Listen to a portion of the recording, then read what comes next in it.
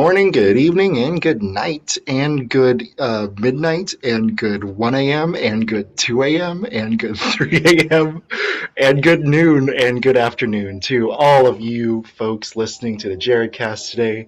Hi, hello, hello. My name is Jared A, as per usual. And with me today to talk about season one of The Rings of Power is Brian Baker. Welcome back, Brian.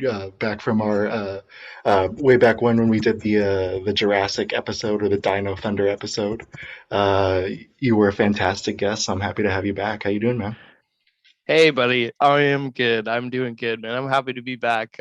That Jurassic episode brings a lot of joy when I just when I think about the whole thing, and I'm super happy to be part of it. And I've actually listened to it probably like twice, which is a big ask of like a 3 hour podcast.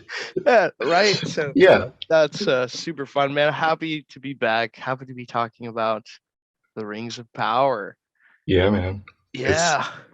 it's very very interesting. The most expensive season of television ever. Oh yeah, because I thought the final number was like just under 500 million, Yeah, it's insane. which is just unbelievable. And not even for 10 episodes, just eight, which just, I don't know if that's enough. Yeah, I'm I'm happy. I'm happy Bezos is a Middle Earth fan. Which Yeah, I'm yeah, he fantastic. certainly looks like he belongs in Middle Earth. For sure, for sure. But yeah, we're. I know we've talked a lot about Lord of the Rings, like just in our time in college, and yeah, I know you have Peter Jackson's trilogy like way up high on your all-time list, and Number um, one. number one. Yep. Yep, number one. And so I'm very excited to hear your thoughts as an even bigger fan of those films than I am because I'm a pretty big fan. I read the books too, and I went into this one with like a lot of mixed feelings, but came out I think well we'll get into it, but Yeah, for sure. we'll why don't you intro our top five today? Sure. Okay, yeah. I'm also very excited to be talking about it.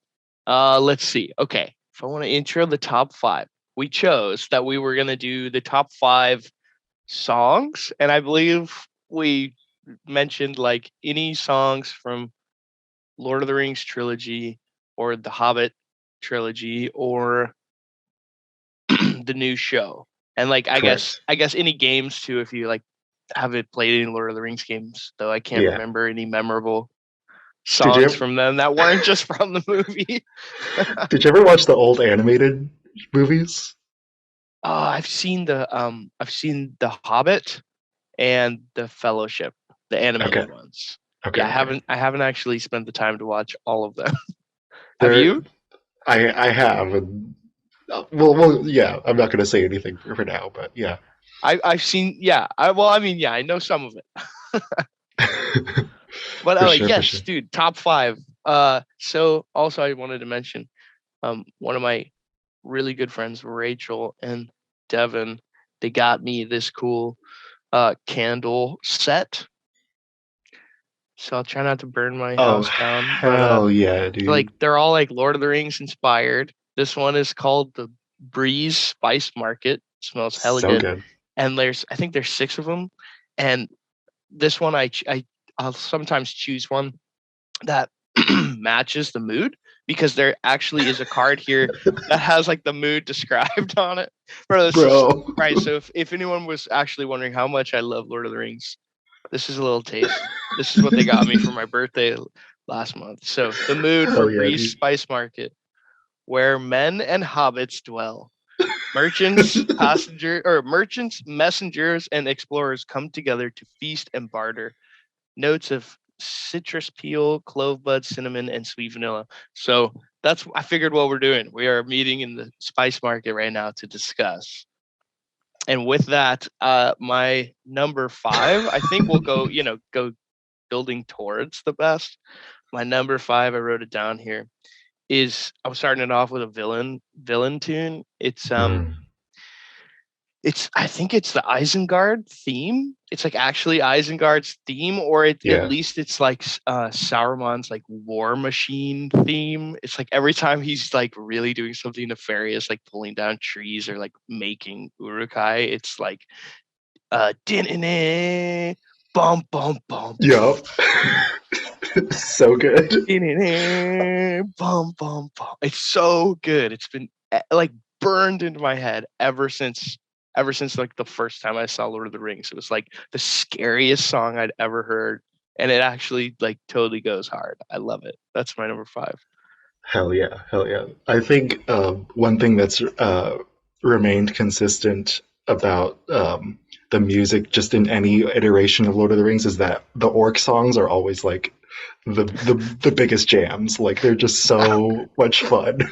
They are, um, dude, especially with like the banging metal and shit. Like it's so so good, good. so good. And speaking of which, for my number five, I chose the march on the tower in Rings of Power episode 6, when they just chant Nampat Odun. And it's I just thought it was a bop, dude. Like it was like such a great marching song. Oh my god. Um we're I think the orcs are maybe my favorite thing in Rings of Power, and yeah, I just really love that song. I thought it was a really cool like build up to the upcoming battle in the next episode, and yeah, I think yeah, it's just a lot of really menacing but super kick ass. Yeah, yeah. I'm like I don't think I probably would have remembered it until you mentioned it. Yeah. But now I'm remembering that scene. It was like, yeah, like episode 6, right? So I Hmm. think you said, yeah, and they're walking up the hillside. And I do remember being like, oh yeah, this is cool. It's like a modest, very modest Helm's Deep, but it's like still got that tone of like, oh, you're not quite sure what's gonna happen, if they're gonna like totally murder everybody, and like, yeah, yeah, yeah. I remember now for sure. Yeah, and it's kind of that one of the it's like the second point in the story where you like get the sense that these orcs are like fighting for a cause they actually believe in, which I thought was interesting. Yeah, Yeah, that's a good point. yeah. Yeah. What's your number four? Uh, my number four is, I know this song has a name, and it's actually such a good song that it's been reused in other media. Most notably the Man of Steel original trailer for Man of Steel. So, like, this is Gandalf's death song, right? Like the Right. song that plays when Gandalf falls off the bridge of Khazad-dûm, like into the pit. Never, it's all Yeah. slow motion. There's that great Frodo going Gandalf, like it's so good. And that song, I would I would be doing everyone a disservice if I tried to sing it, but it's really like high pitched, like female vocals. It's like such a beautiful song that totally fits them just all like bawling outside on the mountainside. Everyone's just like crying. It's so good. I love it. Also another one of those that's like burned into my head. Love that scene. Followed Yeah. by some epically quotable dialogue. Yeah. 100%, Yeah. 100%. All like Howard Shore's work, especially in the first movie, is just it's amazing. It's Um, unbelievable. It's worthy of being totally studied. Like it's just amazingly well done. 100%. Another one that I think is amazingly well done from like a narrative standpoint is my number four, which is also from the Fellowship of the Ring, but it's way earlier in the film, when Strider, who we learn later is Aragorn, is leading the hobbits to safety, and while they're camping and all the hobbits are asleep, he sings a song to himself when he's thinking about Arwen, and the song that he Oh sings yeah. is called "The Lay of Luthien." It's an Elvish song, and for those who don't know the Silmarillion, Luthien is the most beautiful woman to ever walk Middle Earth, and one of the most powerful creatures as well. Who she could single-handedly stand up to Sauron, and the inspiration of her was actually Tolkien's wife. And so this is also beautiful because in the book they mention that Arwen bears a resemblance to Luthien, and so it's this really interesting thing of like Aragorn remembering his ancestors and remembering and thinking about um, these stories that he grew up with while longing for the woman that he loves. Dude, I love that. Yeah, I actually feel like I just heard recently. I've been totally nerding out with a couple of YouTube channels. Like, so I'm constantly driving an hour plus to the city for work to get on Right. set like early. So I don't always like listening to music. So I put on a YouTube video and just listen to it. And in one of them, it was like the travels of Aragorn.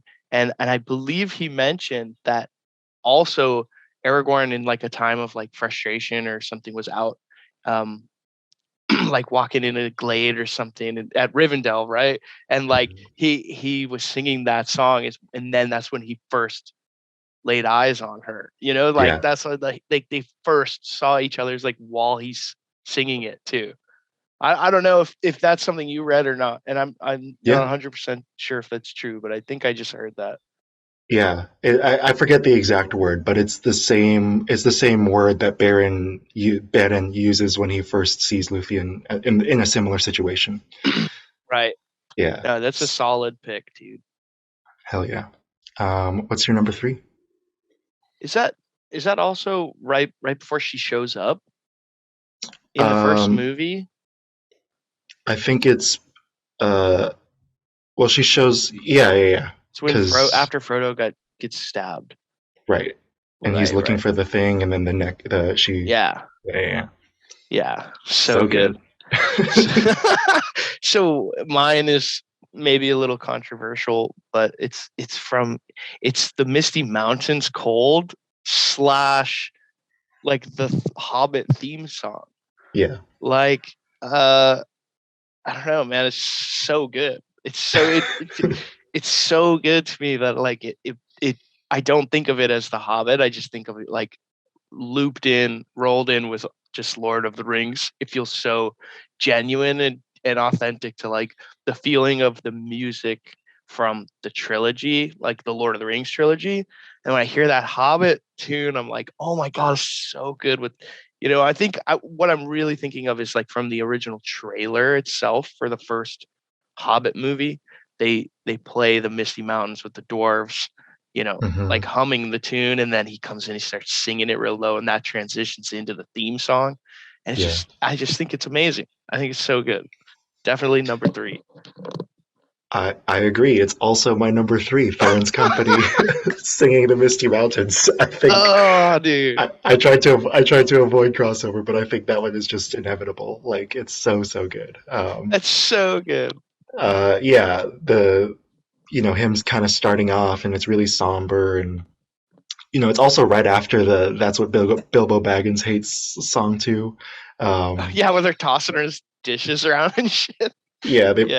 they make a beat out of smashing his china and stuff. It's great, and yeah, and then when the rest of the dwarves come in, it just sounds so beautiful and Gregorian, and really makes the songs the song that Tolkien wrote come to life. And it's a part of their history too. You get a sense that they have the weight of their ancestors on their shoulders in that scene. Oh yeah, and like the actual like instrumentation of it, like the melody and Hmm. the harmony and the actual like rhythm is just it's so good. Yeah. And I like honestly, dude, like you could ask my girlfriend. I have that song on my Spotify lists. Like I have that song like I bought on my iTunes, like it'll like I'll just be listening. It'll be like Jack White or something, or like I have a very eclectic like Spotify, just like all this we'll do like some Jack White and then maybe it's over to Bob Dylan or whatever. And then just all bam, all of a sudden it's far over the misty mountains cold. And I'm like, oh, dude, never skip, never skip. Never skip. I like how you mentioned that they're like the weight of their ancestors too. Like they've got to go save their homeland. It does. It feels very somber, and the way they're all kind of looking down and they're sitting in his Bilbo's house. Just everything about that scene, everything about it's so good. I agree. I agree. What you got for number 2? Okay, so that was your actual number 3. That was my Okay, number 3. Yeah. yeah, that's awesome. Okay, so then in that same vein of talking about it's really nice to like have read the books and see these songs written out, and then in the media some of the songs like totally come to life. And so number 2 is Pippin's Song from Return of the King. Like Pippin's song when he sings to Lord Denethor and he's like cracking those chicken bones and like eating those popping cherries, and like you're watching Faramir like ride in with all the other Gondorians like to certain death. Like it is just, and he's crying. Pippin's like crying and he's trying so hard to like save them. It's just honestly one of the most cinematic music videos ever made. You Yeah. know, like it's like it's this perfect blending of music and imagery. I just love it. I love that fucking scene so much, dude. The sound design is so good too. I cry every time I watch that scene, and but I'm also like giggling at like how hard he's going in on those cherry tomatoes. Dude. Because he's Yeah, it's like he doesn't put them all the way in his fucking mouth to bite them. He eats them right at the front 2 teeth. it's It's amazing. nasty. I love it. Yeah, yeah, I cry every time I watch it. I feel like I haven't even fully seen it because it's blurred every time it plays, but um, that's why it's my number 2 as well. Dude, oh, I love it. Absolutely. I knew there was no, I knew we were gonna have a lot of similar ones. I mean, it's just like, yeah, how can you watch those movies and not just sit there in awe for that like 2.5 minutes, 3 minutes of like one of the most epic movies ever fucking made. It's so Yeah, good.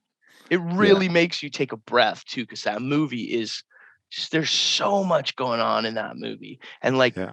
I will give Lord of the Rings credit through and through, even if it's fast paced, it still takes its time. You know, there's still Mhm. breathing room. And that's one of the best scenes in that whole movie, because it lets you just really sit and go like, man, the effects of this coming danger and the way it's affecting people and rulers and men and families. Dude, it's just so good. Yeah. I think it's one of those scenes that also like makes people so attached to Faramir as a character, especially in the movies, the way he's characterized. Because like he's going in there, he knows his dad doesn't give a shit about him. And he's also carrying this weight around like his brother Boromir, who like is his hero. Like that's that's the one that he looked up to his entire life. Like died, and he's like, maybe if I go out like him, maybe my dad will finally notice me. And he gets that slow motion like grimace into a scream while the arrows are flying at him. It's amazing. It's amazing. Oh, it's yeah, it's absolutely incredible. I think I read somewhere too, or at least in the bonus features that I've watched a few times. Uh, I think the actor who played Pippin, Billy Boyd, right? I think Hmm. he wrote the melody for that song, Yeah, right? Because the words are there in the books, but there's no melody, and I think he himself like came up with maybe the majority of the melody for that song. And I'm like, dude, that's what makes it feel even more authentic, you know? I agree. I It's agree. so good. And then one more note to this, like I was saying, the sound design is amazing during that scene. Right. What they decide to like let you hear or not hear is so good. Because Yeah. there's moments that are feel like completely silent and it's just him singing. And then there's other moments where like all the bows come screeching in when they're pulling their bows back. You can hear them all like tensioning and whining, you know, and or like you can hear him really cracking those bones and eating those tomatoes. It's so good. I agree. I agree. So what could possibly top it for your Oh number yeah, one? I'm I'm I'm super curious what yours is, but there's definitely two options, and like instead of like going with one of them as my number one and the other one as like my number two, I just left one off the list entirely so I could like pick more songs, like up to the Isengard song and Gandalf song. So You could talk about them both. We got time. my number one is the Shire theme. Yeah. It's just I don't know, like, again, we could totally get into it, but the best thing to say about the Shire theme, to keep it concise for me, is that it really encapsulates the brighter side and the happier takeaway from Lord of the Rings as a whole. I always like to say it's a story about friendship and family and like going through experiences together, and having someone who there to support you, whether it's Gollum for a little bit or it's Sam for the whole thing, or it's Elrond for a fleeting moment, or Galadriel in one scene. It's like, or if it's the Fellowship the whole way through. It's just the whole story is about friendship, and this Shire theme is so bright and happy, and really just encapsulates that side of the story for me. 100%. 100%. Yeah, I get choked up when I hear it in the first few moments of the film, and it continues. It's so great. Um, from from the beginning to the end, and when they finally sail off into the Grey Havens, it's yeah. Um, my number one is not nearly as serious, but I legit listen to this like at least once a month because it's on YouTube. And it's from the 1980 Return of the King animated film. Okay. It's kind of goofy, but that's what I love about it. So the orcs are marching in battle, and there's and they like it's just like it's a full on like it turns into a full on musical this moment because they start playing like 80s like synths, and Oh my god. and then you hear the orcs say, "Where there's a whip, there's a way." Oh my god. No, this is not real. Dude, Are you serious? 100%. I'll text it to you right now. The Oh my whip god, sound please is do. the whip sound of their of the people like driving them into battle is the snare in the song. Like Oh it's my god. perfect. It's Wow. perfect. But I also genuinely like yeah, that's kind of a joke pick, but I genuinely love that it's a short movie, but it takes its time to you know, characterize the orcs. Like none of them in Tolkien's entire fiction, the orcs are never redeemable, but No, they are never. they are always he always like gives you a little bit of time to pity them because these were creatures created against their will, created with dark magic from Morgoth or Sauron, and they don't really have a say in where they go. They're abominations in the Created entire in mockery. yes, I believe is what they say. created in mockery of Iluvatar's vision. Yeah. And yeah, I love that, before whoops. Is that it? Yeah, that is. Oh my god. I'll text it to you right now. I But just blasted straight into the microphone sorry. so everyone can hear it. No, it's on YouTube. You guys can look at it. And I don't want to get copyright struck. Yeah, no, of course not. But There it is. yeah, it's fantastic. It's just it's so corny, but it's funny, but it still kind of works in the spirit of Tolkien, and so I love it. I love it. Oh, that's so good. I love it more because I've never heard it, so I'm very excited to listen to it. It's gotta be good. It's your number one, man. It's gotta be good. It goes on for like way too long, so I don't mind if you don't watch the whole thing. But no, I mean I'll have to watch the movie someday, so I might as well prepare myself for how long it'll be. For sure, for sure. Oh, dude, solid top 5. Solid top. You too, man. You too. What was the one that you kicked out? Oh, it's like such an obvious choice. It's either the Shire, which is what I went with, or it's the main theme. Yeah. It's the main thing, like the opening credits of the movie. It's like again, I don't know how what else to say other than it's just completely burned. into my soul. Like I will never forget it. Definitely. Yeah. Alrighty. Here we go. Shall we jump into Rings of Power? Jump in, dude. Take the first plunge, however you want to go about it.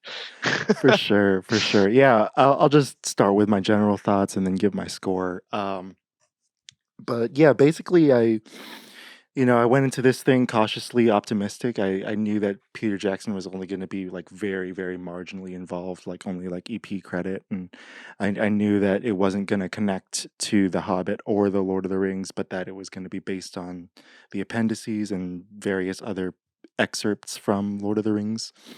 And so I was a little concerned because, but also like excited because most of what we know about the Second Age, about the time in between the War of Wrath and the War of the Ring, most of it is just bullet points. Tolkien didn't finish most of it.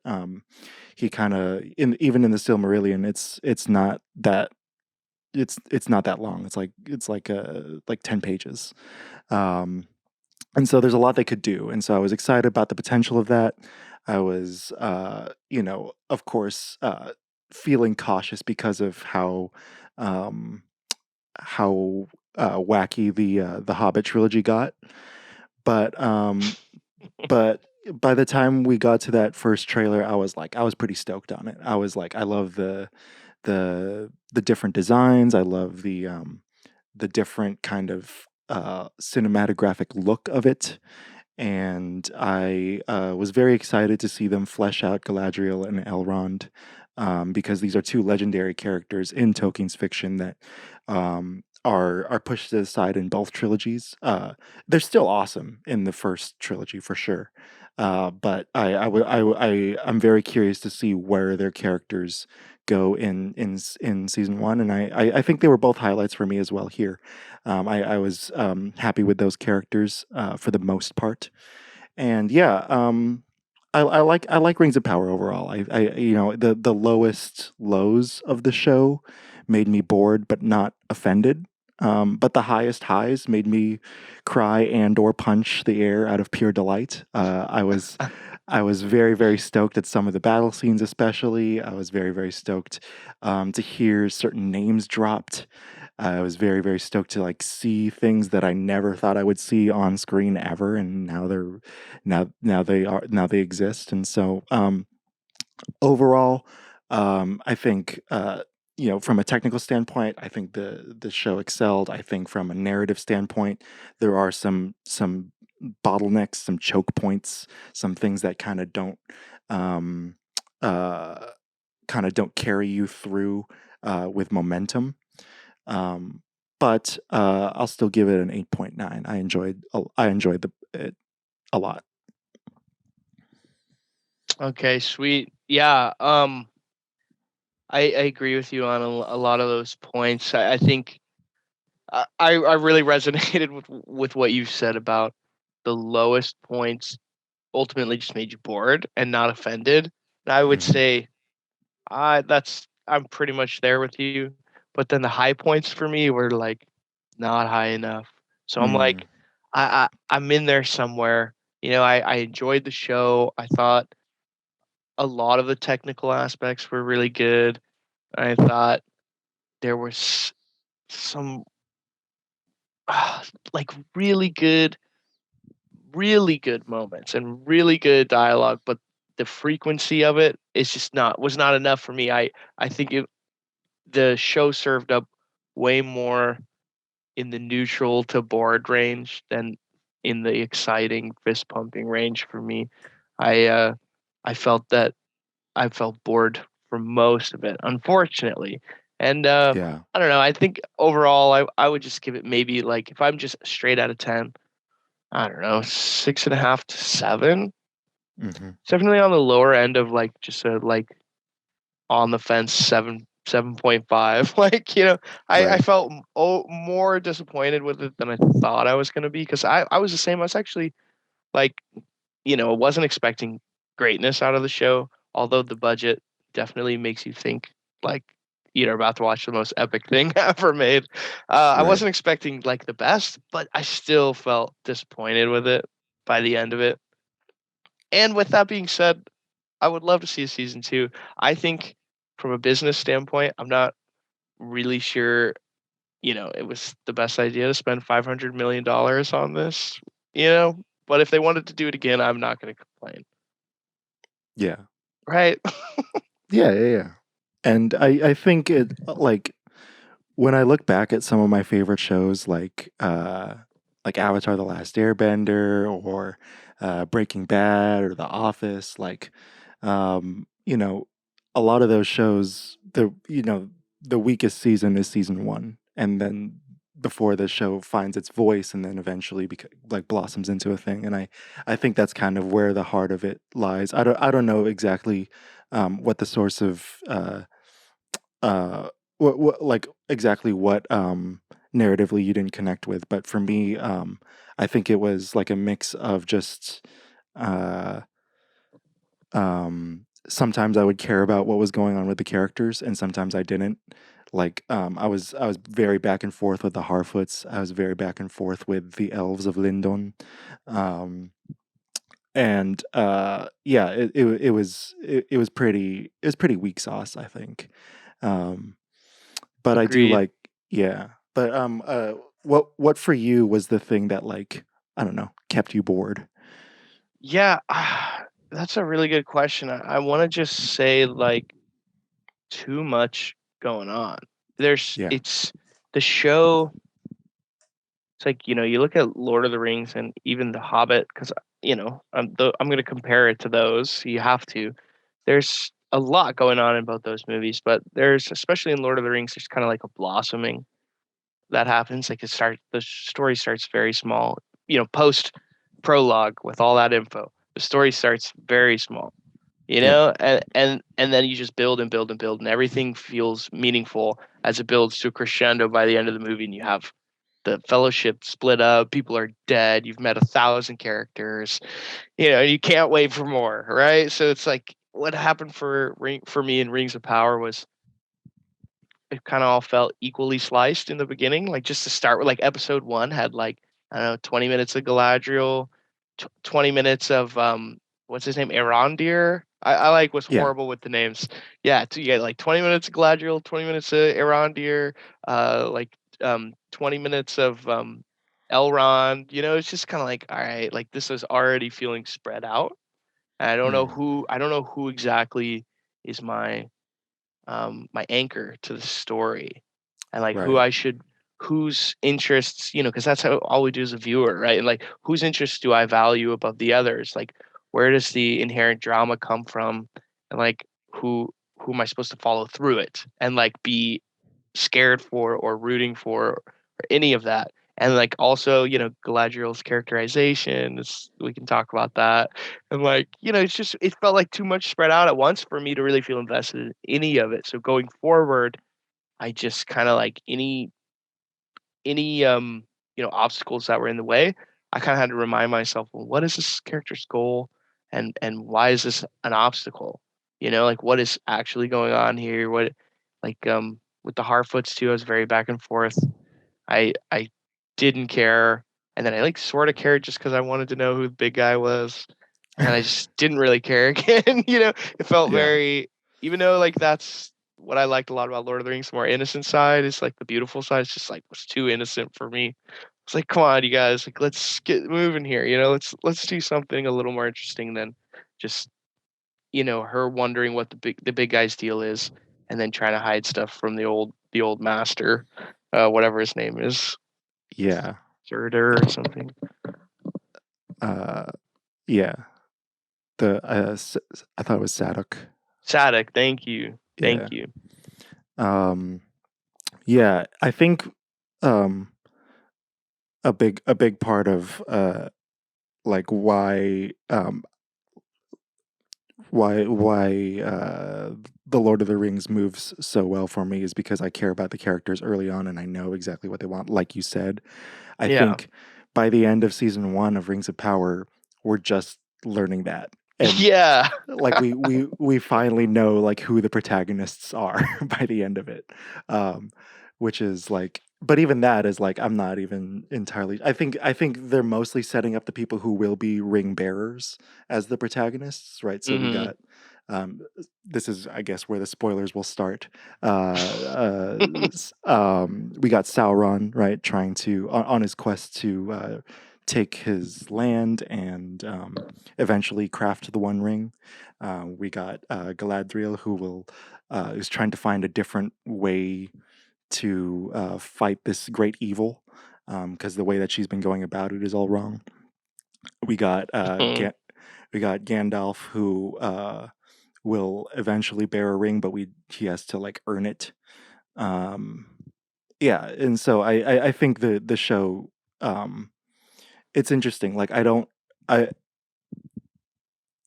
I I think we kind of have to wait until like season 3 to figure out if it's good or not.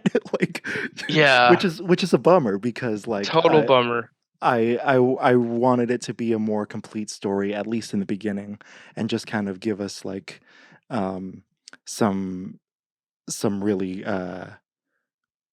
something more to chew on, right? We got the basic Tolkien themes, right? The kind of people coming together to face evil, right? Yeah. And so they're planting the seeds for the last alliance that we see in the prologue of Lord of the Rings, um, and also the idea that gaining more power will can corrupt you, and that power corrupts in general. We see a little bit of that in here, but other than that, like it because they don't go deeper into those things, or as deep as we would like, and in a story that's as complete as we would like. Um, and because it's so aggressively focused on setup, I think because of that, it's a lot more shallow than they intended. Um, Yeah. yeah, No, I totally agree with that. It does. It just feels like it's definitely missing a few things for me. And like a lot of it is just that odd pacing. And then I I mean I really liked Elrond and Durin's same. storyline. I think was like let me just I'm gonna like move into more specifics or else I'll just talk about it forever. But like Elrond and Durin's storyline I thought was the most interesting and Mm, the most well written, even though parts of it were silly yeah, and parts of it were maybe a little repetitive. But for the most part, it was like the most concise kind of cause and effect storyline I thought in the whole show. I thought a lot of the other storylines. I mean, I guess what there's three oh yeah, there's three major ones, right? There's Galadriel, there's the Harfoots, and then there's four major ones. There's Galadriel, the Harfoots, Arondir and Bronwyn, and then Elrond and Durin. yeah. I think the other three just felt really meandering to me. Like Mm, there wasn't a lot of cause and effect that felt meaningful. Whereas Elrond and Durin, it just felt like it was like more of an adventure. I felt more intrigued of like finding out like, oh, like what is Elrond's true purpose being here? Why aren't they friends? What's Durin's dad keeping a secret? Like, is he keeping secrets? Like, will they manage to get more Mithril? Like, what even is Mithril? Like, I just felt engaged. I was like, oh, this is fun, bro. This is like a good, fun storyline. And overall, too, like they were friends, and like yeah, their storyline is about like reconciling their differences as friends and like still being friends through it. And it felt very Tolkien to me. Like that was the most Tolkien of the show. Like it was yeah, still kind of dark and like it still had these large themes of like, the elves are sick and they need the help, right? Or like, Durin stands to inherit or not the legacy of his father, right? And he has to tiptoe those lines. Like it but then boiled all down to like dude, where have you been for 20 years, bro? He's like, Right. man, we're best friends. Where have you been, bro? Like, it's so good. I thought it was good. Yeah. At first, I thought it was super silly with the rock smashing contest. I was like, bro, get out of here. I can't watch this. This is too silly for me. I wasn't expecting this, but I loved it. By the end of it, I was like, man, if I could just get a whole show about Durin and Elrond, I'd be fine with that. And the Balrog, I think they totally cheaped out on us, and that Balrog was total tease at the end. So if I could get a whole 8 episodes that was Elrond, Durin, and then the Balrog attacking Khazad-dûm, like that would be amazing. For sure, man. For sure. I also love that like we find out that he lost the contest on purpose just so he could talk to him. I was like, oh, Yeah, that's I so love cute. that. Yeah, I love Elrond's character as well. I I'm very mixed about the way they explain Mithril. I didn't need that at all. Yeah, Um, I agree. It didn't really matter. but and the whole thing about the elves like needing to leave because of that, and the mithril is the only cure. Like I don't know how I feel about that either. Like that made no sense to me because um unless it's another trap laid by Sauron, which we won't find out for another like Well, 3 years or so. what would Like that trap even be? That the I don't know. mithril is not mithril or something? Oh, it's Or, because he just wanted it to be discovered. or To he like, wanted to release the Balrog. I don't know. oh yeah, I don't know. That seems so roundabout. Yeah, it does seem very far-fetched. So I don't know. That's the only other like thing that would like make it like okay for me. But like the myth, like I didn't need to learn the explanation of that metal. Like, No, um, that was totally an excuse to have a scene um, that invoked Gandalf fighting the Balrog with the right. same type of cinematography, the same kind of like slow mo, very quiet but like epic moment. It's just it didn't need to be there. And the eruption of what would become Mount Doom is enough of a threat. I think. I don't think we need like the plants being diseased No, to also like make the elves want to leave and cause conflict in the ranks of Lindon. no. The only thing, yeah, and then well, it also puts like a lot of strain on Durin. It's like a large thing to ask after Yeah. like it being more focused on them being friends and like kind of curious about what they've been up to and like maybe finding something to help. It just becomes this huge like that they make a joke of it, but it's for real. He's like, oh, the lives of the elves are in my hands, Like it's like, dude, like I don't know, is this something we should joke around? Is it that serious or is it not? Like it's just weird. It's kind of like unnecessary. Yeah. How'd you Like feel about Gilgalad? I Because thought you he's mentioned in the book as being like the guy, like he's like the hero, but yeah. here he's kind of a dick. No, yeah, he's totally like nothing to write home about, dude. Like he's Yeah. just I don't know, he's kind of a jerk. He's kind of like weird, sneaky. I kind of can't tell what his deal is, especially at the end when he like kind of totally changes his mind like on a dime. He's like, "No, we don't have enough time." And then in the very next scene, he's like, "All right, bro, let's build some rings." Yeah. Just like I don't know, it just came out of nowhere for me. I'm like, "What are your true purposes?" Like I don't know, why are you trying to send people away against their will? Like going back to Valinor is like a honor, like so it just seems weird to try and like send people back, like I don't know, he's just kind of a jerk. Didn't really enjoy his character at all. Never really felt invested. Yeah. And we were mentioning we were in correspondence as the first few episodes were coming out, and I mentioned that like nobody should be talking to Galadriel like this. Like No. she's like the like one of the last of the Noldor elves. She's like of direct descendant of Finarfin.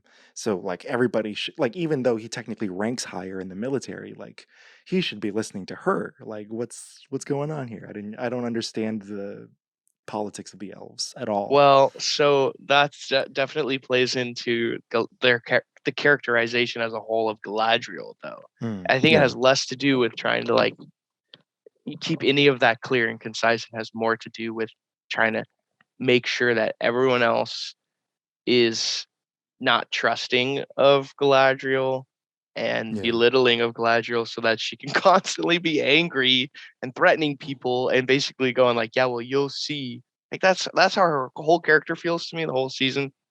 Yeah. I got so tired of it so quick that like even though it does change a little bit towards the end, I didn't care anymore because I've had 7 hours of this like weird, like angry main character that I just did not feel close to at all and felt like invested in.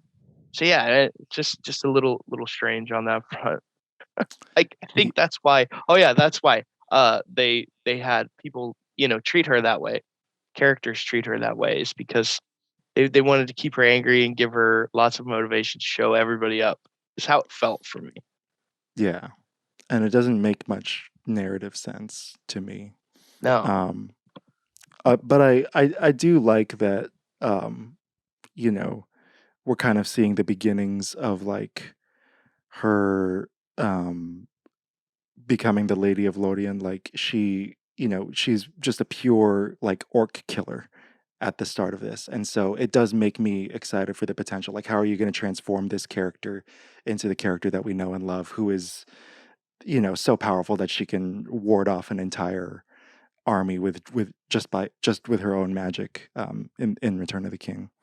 Um, I just like I respect and love your optimism, and for me, I'm just so pessimistic about it because I don't even think about it that way, dude. I'm like they yeah, don't. It's like for me, I'm like I doubt there's anybody who cares about transforming her yeah, into that. They're just like, oh, this is the new Galadriel, and she's a badass. You know yeah. what I mean? I guess time will tell. But Yeah. Well, we'll see. yeah, yeah, and I hope I'm wrong. yeah, and I will say though I do like Morfydd Clark's performance as Galadriel. I think I thought she was pretty good, and she was the only actor I think that no, I've seen Arondir in The Undoing on HBO, and then I think Elrond is played by the guy who played young Ned Stark Yeah, in Game of in Thrones, Game of Thrones, exactly. but Clark is pretty much only known for a short horror movie named called Saint Maud that A24 put Oh out yeah, I saw that movie. a few years ago.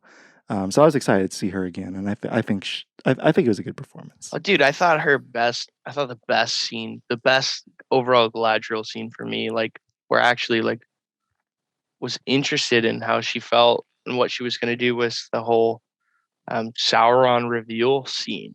Like, Yeah, I love that. And though I'm not like super fan of flashing through a bunch of like different, like weird half flashbacks where he's like putting her in that vision, I did think like overall it was interesting to watch her kind of like she starts to believe him, like she really yeah, does. Like she's not like just playing him like she would anyone else, or like she's not like immediately puts the knife to his throat. Like she goes through it and she's believing what he says and she's feeling like super emotional about it and she's feeling conflicted and like she can see the power and it's like, it's that's a fun scene. I was like, oh my God, here we are, 10 hours in, 9 hours in, like and she's actually like got my attention. I loved that scene. But then of course she does exactly what she's done the whole season, which I was so mad about. She pulls the knife up to his throat. Like that's like why do you have to end the scene like that? Just made Mm, like I would feel so much more involved and invested if he like basically put all that poison in her ear, trying to sweeten the dark lure of power and being with it, and then he just kind of like disappeared, and then we can get more of her like ruminating on that instead of just like flipping the switch being like, I'll never join you. Feels very cliched in a way. mm. It's like, yeah, that's an interesting, if you're gonna kind of go off the rails with characterizations of that's an interesting thing to do. Watch us struggle with that debacle of power and whether she should stop him or not instead of her just being like relentless. For sure, for sure. Yeah. Um, um, but at the same time, like you know, um, like she's been waiting for that moment for like hundreds and hundreds of years, right? The one who the person responsible for Finrod's death. and Yes. and so I understand the outburst, the immediate need to get this guy. Yeah, I think just by that point, I just had been so tired of watching her do it to everybody that mm, for me it was like it's like for me the narrative weight had just collapsed at that point, and I was just looking for something more interesting, something that would catch my mm. attention a little more than watching her put a knife up to somebody's throat for like the 100th time. Doesn't matter who it is at that point for me. Like, doesn't matter if it's Sauron or not, man. I'm so tired of seeing it. Just do something else. Do a triple backflip into the ocean and, swim back to Numenor or something. I don't know. Something interesting. At least for me, that's how I felt. I felt fatigued. Speaking of Sauron, what did you think about the reveal? I know we were both guessing who it would be. Yeah. And what did you think about Halbrand's arc over the course of the season, and about the reveal itself? Yeah. I mean, I thought he was an okay character, back before we knew what was really going on. I was just kind of feeling more annoyed with the show about the way Galadriel was interacting with everybody, that I kind of missed what his backstory was supposed to be. And I guess, it's that he doesn't really have one. And so for the first couple episodes, I was more interested in Durin Elrond's storyline. So I was like, every time he came up, I was like, I don't really remember what your deal is. And I don't have time to rewatch these episodes. I'm just waiting for Durin and Elrond. I'm like, dude, I was like watching this way more casually, because I'm trying to like actually watch the whole thing. But I just wasn't invested until I think it was like the third episode where he starts to lie. Like you can see he's actually lying about um like he's conniving and lying and trying to get that smithing talisman or whatever that was. Yeah. And I thought that was like really interesting. I thought that whole storyline was good because you're not quite sure what's going on. It starts leaving like doubt in your mind. There's something more going on with this guy. Then that crazy violent outburst when he like beats all those dudes up was insane. I don't remember if Yeah. he killed them or if he just beat them up, but I think he just beat him up. yeah, that was definitely piqued my interest in Halbrand as a character. And I don't know. Overall, I thought he was all right. I just like I don't know, I guess I'm gonna have to rewatch it because he doesn't have any sort of clear goal or intention.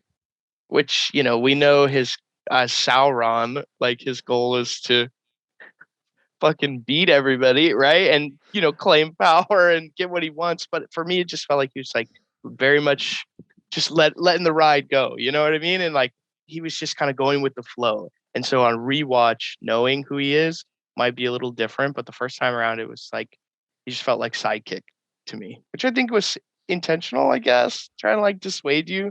But he gets so much screen time that I would rather his motivations be a little more clear. I don't know. How did you think?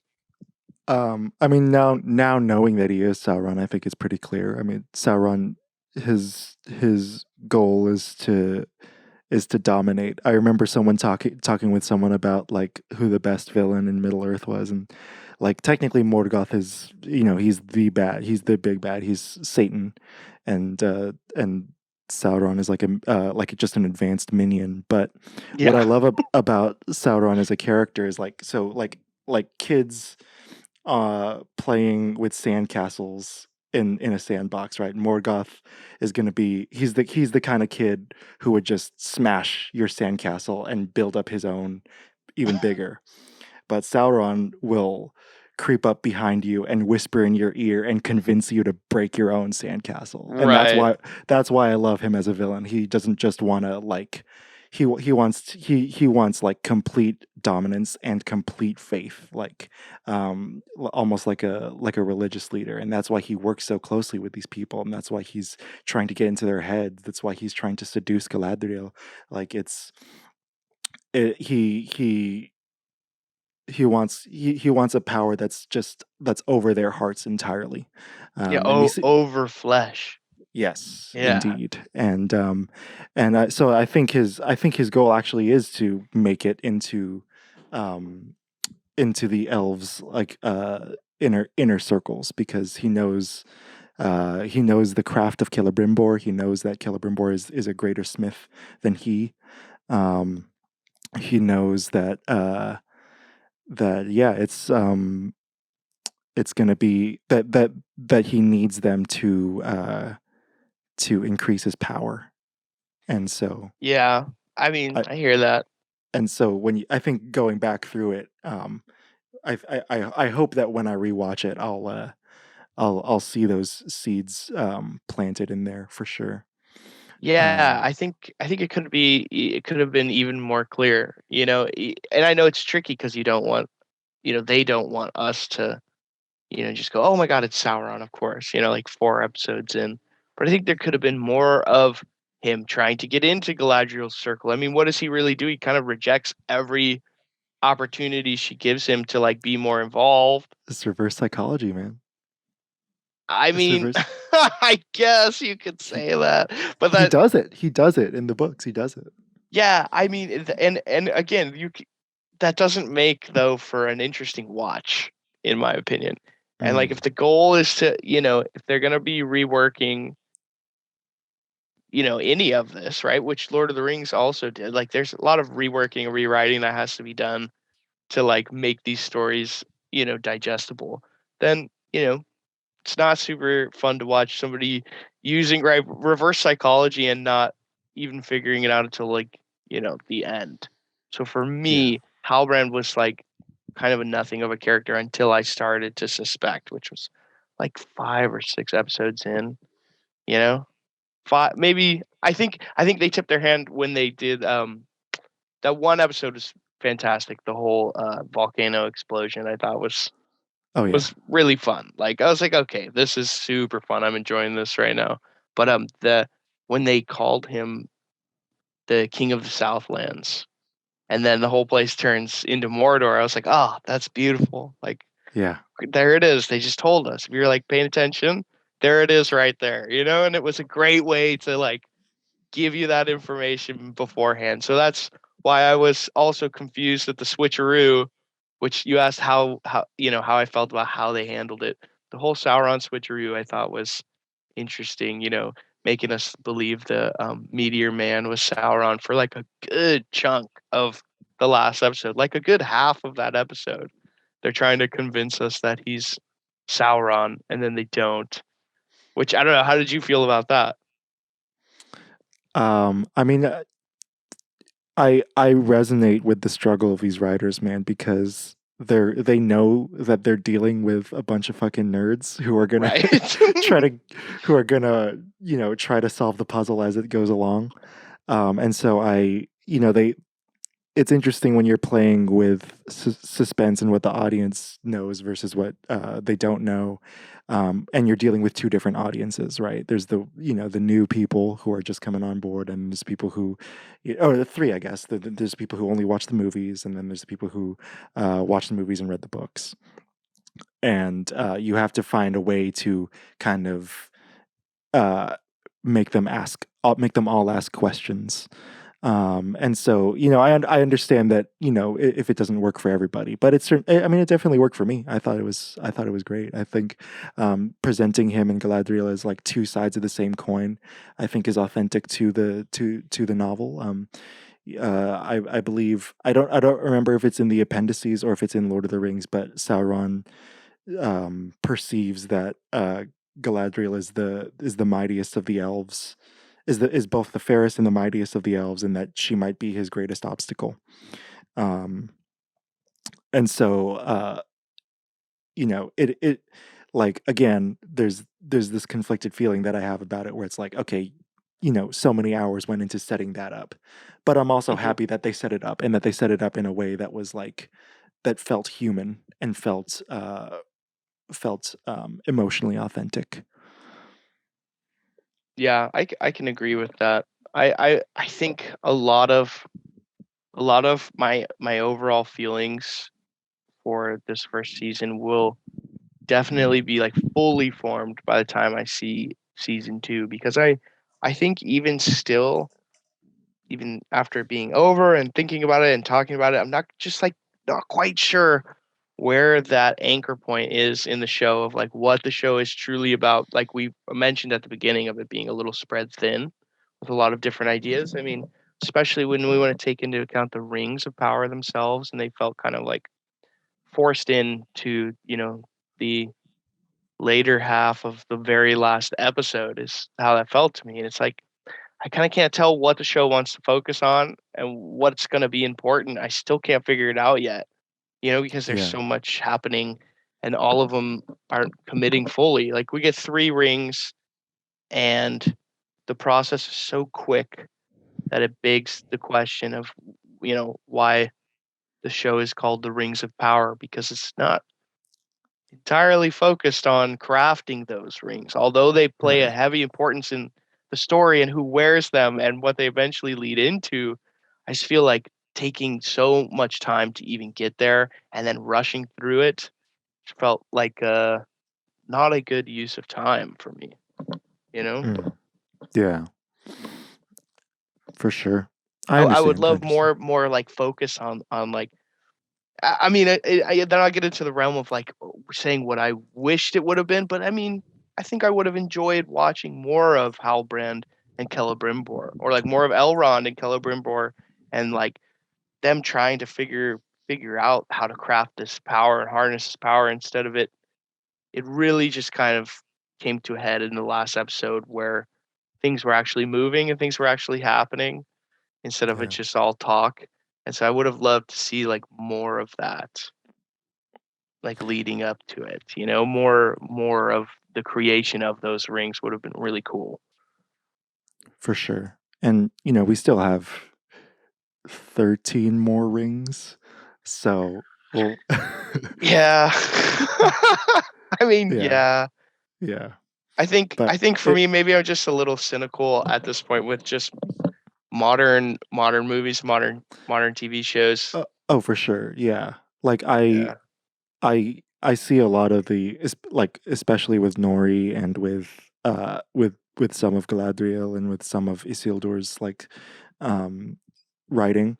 Like I definitely see like this is Hollywood. This is pretty like Yeah. this is gonna be pretty Hollywood. But like, at the same time I don't know, I get caught up in it.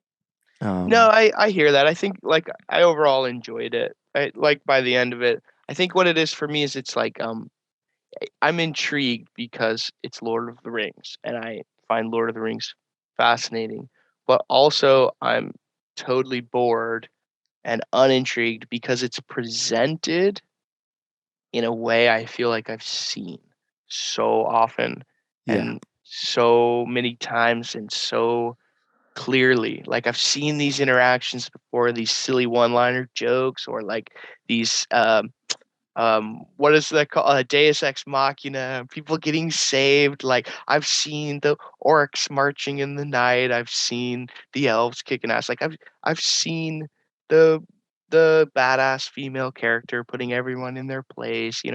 I've seen all these things before, and so then I kind of yearn for like the smaller stories, like I mentioned, like just Elrond and Durin and a Balrog.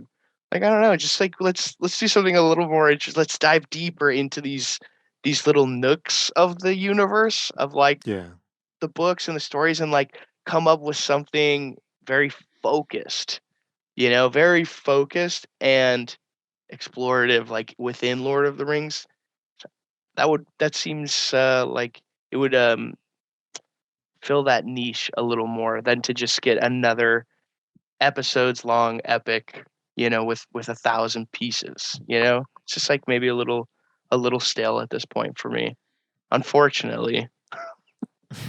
I will be watching the second season though. What did you think of the technical aspects of it? Because we haven't really talked much about that. We've been talking a lot about the narrative, but um, you know, um, what did you think of the cinematography, the music by Bear McCreary, um, the effects? Yeah, I mean, there's not much to complain about. on the technical side of things, other than maybe some stale coverage plans for some scenes, like some very basic, like over the shoulders, and a wide, and then let's get out of here. But I mean, overall, like 99% of the show looks incredible. Like you can definitely see where that money went, and some of the coloring I think is really good. It's just like it's so rich. Everything is so vibrant and rich, like way more so than Lord of the Rings and even The Hobbit. Like Hobbit has, I think the technology has come just that much further since The Hobbit, that like having these really rich color palettes in a frame, like for like a sunset or like those two glowing trees, or it just looks a little more realistic and a little more like cohesive than something like The Hobbit did, where it was just like, this is way too much going on. So like the landscape shots, the CG for the most part, fantastic in the Rings of Power. I thought so. For sure. For sure. Yeah, there are a lot of really memorable sets. We got the prison pit. I really love that set. I loved seeing Khazad-dûm at full power, at full strength. Oh yeah. So good. So good. I loved entering Numenor for the first time. Oh my god, dude. I've been looking for it was the thing I was most excited about going into this. And I'm also excited for the potential of the Numenorian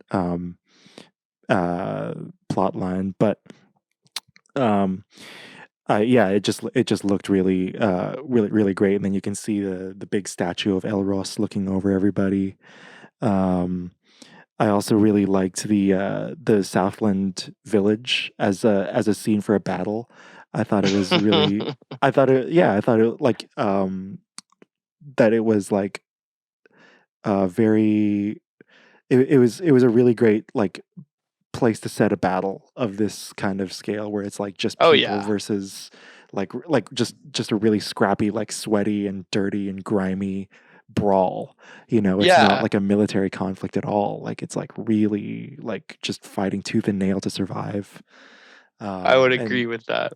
Yeah, and the violence of it was very very surprising to me. I really love the action and the choreography, and like the way that the characters moved. Like the orcs are actually like strong here, like they actually, and they that's one thing that that's one thing that I think kind of gets lost on audiences who just watch the Lord of the Rings movies, because like Aragorn is so much stronger than them, but that's because he has Numenorian blood.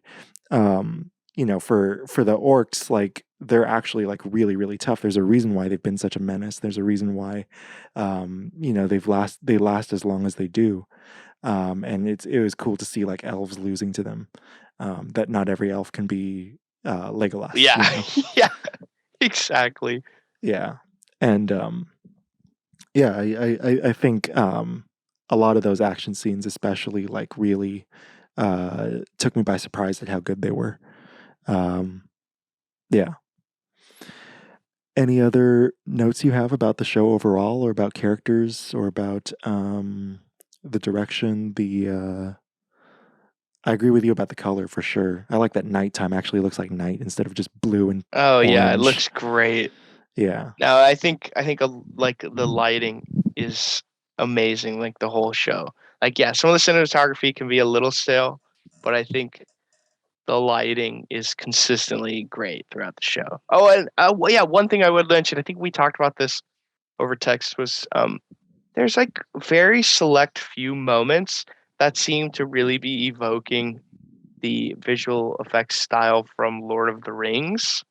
Like you watch most of the show, and $500 million budget, like we talked about, you can see it. Like when they get to Numenor, I mean, that city is like flawless. It's like one of the best looking CG cities you've ever seen in your life. And you can also tell every inch of it is made in a computer. Like it's 100% all just generated, like because it's all cohesive. It looks so good. And then there are moments where I think Arondir has been captured and he's down in that weird little pit, and the orcs are digging a trench basically across that valley in the Southlands. And there's a wide shot of it, and it looks fine. But what is interesting to me is it looks like they're using like compositing tricks very similar to the Lord of the Rings, where there's like a grittiness to it. There's an inaccuracy to it. Like for in the wide shot, since they've been composited in, they look like a little bit bigger than they should be relative to the size of the pit they're standing in. Because we just spent, a 10-minute scene inside of this pit. We know it's a huge ass pit, but from the wide, it's not so. And like the background looks more like a matte painting than it does like a fully CG rendered scene. And like those little nuggets I thought were awesome. It like felt Yeah. like I was watching Lord of the Rings. I don't know if that was intentional or not. And I know it's probably like really hard. It's hard to explain what I'm talking about other than just saying like that moment stuck out in particular. There's a few of those moments throughout the whole show that I thought were really cool. Oh, Yeah. it looks like it looks very much like a miniature when it's the camera flies through Khazad-dûm from like mid-level all the way down to where Durin and Elrond are mining for Mithril. That shot is like almost purposefully made to look like it was a miniature or it is a miniature, because it's just the way that it's filmed with the lens and like it almost fish eyes. Yeah. It totally evokes like the filming of Lord of the Rings for me. I don't Hell, know. It doesn't make a lot of sense, or if it makes sense, like you'll have to check out those two scenes in particular to see what I'm talking about. yeah. No, I feel it. I feel it. And I think the fact that we can't really tell like exactly what it is makes it great. Like Yeah, yeah. You it's don't even need to know. It just like evokes that feeling that is exciting. hell yeah. Hell yeah. Um well it's kind of too long to do a favorite scenes like we do with normally, but do you have a favorite episode? Um Yeah, yeah. I think it's episode. I guess that's episode 6. Is when the Southlands turn into Mordor. They turn into Udun. Like it's. yeah. I don't know. There's something. And I know there's like science nerds who are like, yo, that's not how a volcano works and all that. But I just thought the idea that was presented, maybe not even its execution, but just the idea that they have been like purposefully trying to blow up or activate this dormant volcano to like choke the land with darkness, I just think is awesome. It's almost the point of absurdity that it's this perfect level of villainy. It's like we're Yeah. gonna, dude, we hate having to go out only at night. Like we need a place to practice our evil doings. We need a place to prepare for whoever the next dark lord is. Like we need our own spot, and it's like we're gonna blow up this mountain and choke out the sun. Well, what Adar says near the end of the series is like he's not actually trying to like he's not doing what like Sauron would do. He's trying to set his children free, his fellow orcs, because they've been Right. under the Dark Lord for so long. Oh yeah, And that's right. He did say that. and so the whole point of them even building Mordor in the first place was just so that they can be free from the burden of like of the daytime, which I Oh, think it's is just so good. is so awesome. Yeah. It's so Um, awesome. I love that.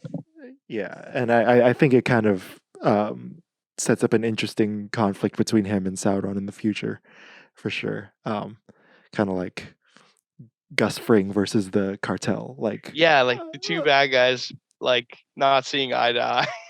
yeah, I'm very intrigued Yeah. about that conflict for sure. It's interesting that cross section you brought up earlier about like the different audiences. One moment that was one of those eye roll moments for me was when the camera panned up and then the text came on screen, Oh, it the said Southlands, and then it like erased and says Mordor. I was like, you guys, come on. Like that was completely unnecessary. Took me right out. I thought was so silly. So that's like one of those very clear moments where you're like, oh man, like there's a level here. There's a different level here of filmmaking where they are trying to cater to so many people. Yeah. It's like, oh, you lost me with that one. Yeah. Yeah. It worked though. About 100 million people watched it, and so Jesus. so yeah, it's gonna be. I think season 2 is in the bag. Although they already committed to it in Yeah. the contract with the Tolkien estate. But yeah. What is it? Just 2, or did they do more than 2? I think they're gonna do like 5 because there's so much they have to cover. Really? Yeah. Before they get to the The Last Alliance. the last alliance, there's a lot Yeah. that happens. I guess what? So that's the end goal then, to just bring us up right to the prologue of Lord of the Rings. Maybe. Yeah. Maybe. I have no idea if they're going Interesting. to go that far, but it'd be kind of weird if they didn't show that battle, especially because That's the end of these characters. yeah, so many characters die in that battle. Yeah. So. I will say I got chills when the very first time we hear Isildur, like, because he's on the boat, right? It's like, Yeah. and his buddy's yelling at him because he's like, he needs to grab that rope or some, the sail's gonna go flying, and so you hear him in slow motion yelling his name, and like, that's such a memorable moment from Lord of the Rings, Yeah. It's just so good, the way it totally drew me in. I was like, oh, what? Isildur, oh my god. I was so excited.